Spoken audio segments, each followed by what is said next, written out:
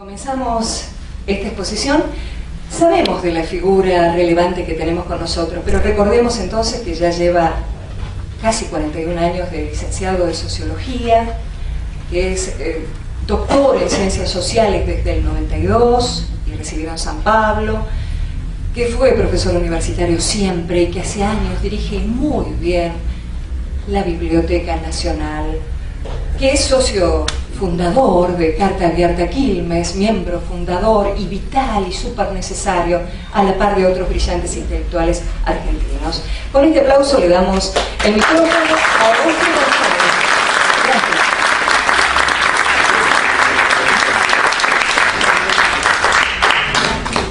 Bueno, buenas noches a todos y es muy grato para mí estar acá con los compañeros de Carta Abierta Quilmes y compartir la reflexión y las inquietudes que nos trae este particular momento histórico que vivimos, lleno de esperanzas y también de situaciones que exigen de nosotros prudencia, capacidad de reflexión crítica, inspiración, imaginación y compromiso. Entonces, partiendo de situaciones que se están discutiendo en estos días tan agitados de la política argentina, se está discutiendo y muy a fondo en estos meses y a propósito de la elección, la configuración del próximo poder político que va a existir en la Argentina, con su nudo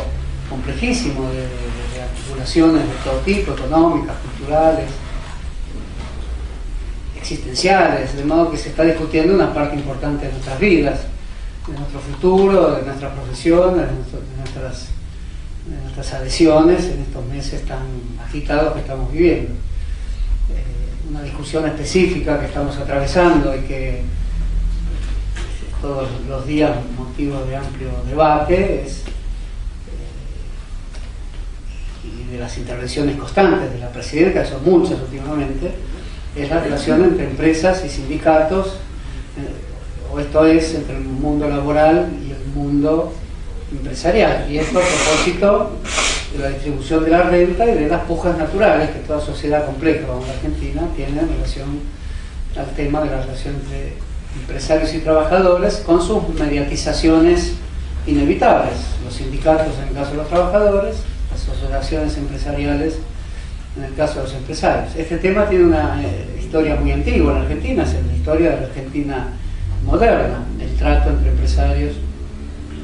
y trabajadores, y de algún modo el peronismo es fruto de, más el peronismo quizás que de otros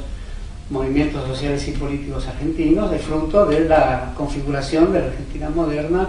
en relación a una clase empresarial que va creando lentamente un mercado interno a partir de los años 30 y un movimiento sindical muy activo a partir del principio del siglo XX, por lo menos. Y también, desde el punto de vista de la legislación social argentina, una legislación social que muy tempranamente adquiere connotaciones de reflexión no trivial sobre la existencia de trabajadores y sindicatos. Por eso, lo que se viene a plasmar en el peronismo de 1945 es una larga sucesión de hechos que podríamos datar en la Ley de Trabajo de 1903, que es un intento importante de la clase gobernante de la época y que de algún modo anuncia desde el punto de vista de la arquitectura legal de Argentina el problema de la dimensión y posición o espacio que tendrían los sindicatos organizados en la vida política argentina. El peronismo no nace solamente de una pueblada, de una gran manifestación social en una coyuntura específica, sino que hay distintos antecedentes que rozan también los intentos previos del irigoyenismo, pero en este caso encontramos en la Ley de Trabajo, en la época de Figueroa Alcorta, hace muchos años ya, inspirada por las clases de la época, las clases dominantes de la época, muy especialmente Carlos Pellegrini también, que era un conservador de cierta sensibilidad social, y del ministro de Trabajo de la época, Joaquín B. González, que lleva su nombre, la ley que finalmente no se aprobó enteramente del Parlamento. Esta Ley de Trabajo de 1903 tiene un atisbo un tímido atisbo del reconocimiento del mundo sindical. Son sindicatos anarquistas, anarcosindicalistas, socialistas, todavía no son sindicatos comunistas. El Partido Comunista se funda recién en 1919. El movimiento sindical argentino surge en el siglo anterior, incluso en el siglo XIX, con el sindicato de tipógrafos, que es de 1872, creo. Todavía había guerras civiles clásicas en Argentina. La muerte de Chacho Peñalosa, el asesinato de Chacho Peñalosa es más o menos contemporáneo a la fundación del sindicato de tipógrafos, la actual Federación Sindical Bonaerense, que aún dirige Raimundo Ungar, es el sindicato más viejo de la Argentina, de raigambre anarcosindicalista. Los anarquistas en general tropiezan con la paradoja por excelencia de la vida de la tradición anarquista. El anarquismo son sindicatos de lucha que rechazan las fórmulas organizativas tradicionales. Por lo tanto, la discusión en torno al anarquismo es qué grado de organización tolera una organización, una corriente de pensamiento que se llama anarquista, puesto que si se llama así, tolera un grado escaso de organización. Son las grandes discusiones de los anarquistas de principio de siglo. Cuando viene Malatesta en Argentina, el gran anarquista italiano, recomienda dejar de lado ciertos prejuicios y a organizarse. A los anarquistas son sindicatos por oficio, sindicatos artesanales.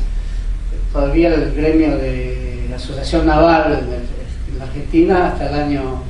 fines de los años 60, tenía grupos anarquistas en su interior, porque si bien era un sindicato ya peronista, pero conservaba la idea artesanal, la idea de sindicato por oficio, el viejo oficio de calderista, por ejemplo, de tipógrafo. Son los primeros oficios de la industrialización que en general son representados por gremios anarquistas. El socialismo ya tiene un principio de organización más nacional, y los sindicatos socialistas, bajo el impulso de Juan B. Justo, surgen después de los sindicatos anarquistas, y entre ellos siempre hubo una gravísima discusión que termina en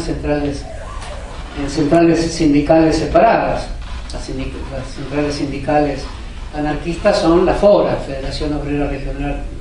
Argentina. Argentina no es una nación reconocida por los anarquistas, es una región, la regional argentina, por puesto que la idea de lo nacional no es una idea del anarquismo. El anarcosindicalismo es un tipo de anarquismo influido por el gran teórico sindical francés Georges Sorel. Son los sorelianos, que en su gran medida se integrarán al peronismo décadas después. El sorelismo es un principio de acción que de algún modo admite la idea de que hay una nación. No les cuento esto por hacer una historia sindical, quiero ir a los días que corren, pero me parece que esta historia, de algún modo, no soy tampoco un especialista en ella, pero puede ser refrescada porque hace a la formación de los sindicatos argentinos y al modo al que hoy se los puede denominar corporaciones o no. Estamos muy lejos en la época que estoy diciendo de que se piense en corporaciones, porque son sindicatos no reconocidos. La ley de Joaquín B. González intenta un principio de reconocimiento. El primer gesto que tienen las oligarquías gobernantes de la época por reconocer al sindicalismo y al trabajo nacional. Y simultáneamente está la ley de expulsión anarquista, que le inspira el famoso autor de Juvenilia, Miguel Canet, que es un sector también de las clases gobernantes de la Argentina que tiene una opinión muy drástica sobre el sindicalismo, no compartida necesariamente por otros miembros más modernistas, digamos, o más sensibles, como es el caso de Pellegrini, indudablemente, un conservador más sensible, con cierto vínculo con la socialdemocracia europea de la época, que tolerarían hasta cierto punto una armoniosa y respetuosa organización sindical. La otra discusión de la época es qué tipo de trabajador es el trabajador criollo, y todas las ciencias sociales de la época insisten en que es un trabajador ocioso, que el famoso culto al coraje criollo, que son los grandes trabajos de Carlos Octavio Bunge y demás, que pertenecen a un positivismo sumamente extraviado en su concepción de ideas, pero que era el debate de la época. Es el coraje criollo, se contrapone como inutilidad a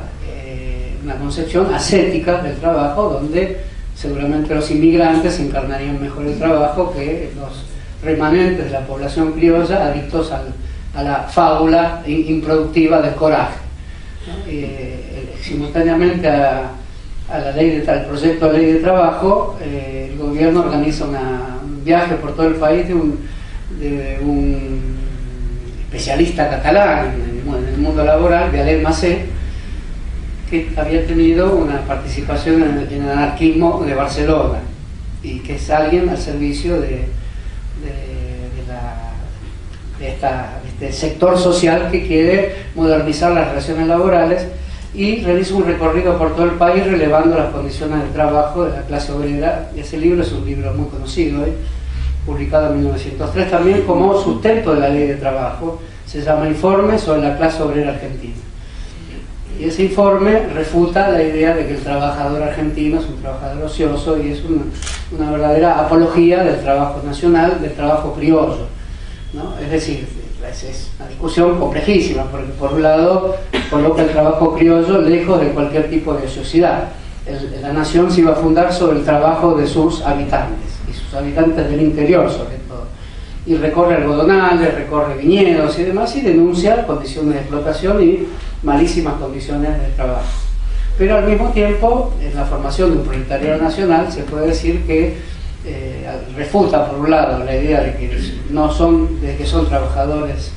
de que no serían trabajadores aptos, esa idea la refuta, pero por otro lado plantea la creación de un proletariado nacional sin más. Tiene que ser un proletariado integrado, con una representación sindical también, pero de escasa capacidad de lucha, y con una representación más bien inducida por los grupos patronales y demás. De todas maneras, esto casi siempre se considera un adelanto en la idea de organización sindical en la Argentina. Bueno, esta ley tiene un tratamiento muy complejo en la Cámara de Diputados. Finalmente creo que no se la aprueba, pero esto no es el caso, sino ver los antecedentes de esta discusión sobre equilibrios sociales, sobre empresarios y trabajadores, y cómo surge el movimiento sindical argentino, que tendrá capítulos, como se conoce, muy dramáticos desde el punto de vista de las luchas sociales, puesto que era un sindicalismo de choque con la sociedad burguesa, con el Estado. Los anarquistas están divididos en muchos grupos, y uno de ellos es un grupo que utiliza la violencia, de ahí los enfrentamientos directos con el personal policial de la época, que es una de las policías más duras de la historia policial argentina, quizás exceptuando la de los años del terrorismo militar, y ahí ocurren todos los incidentes que hacen a la historia del movimiento obrero argentino.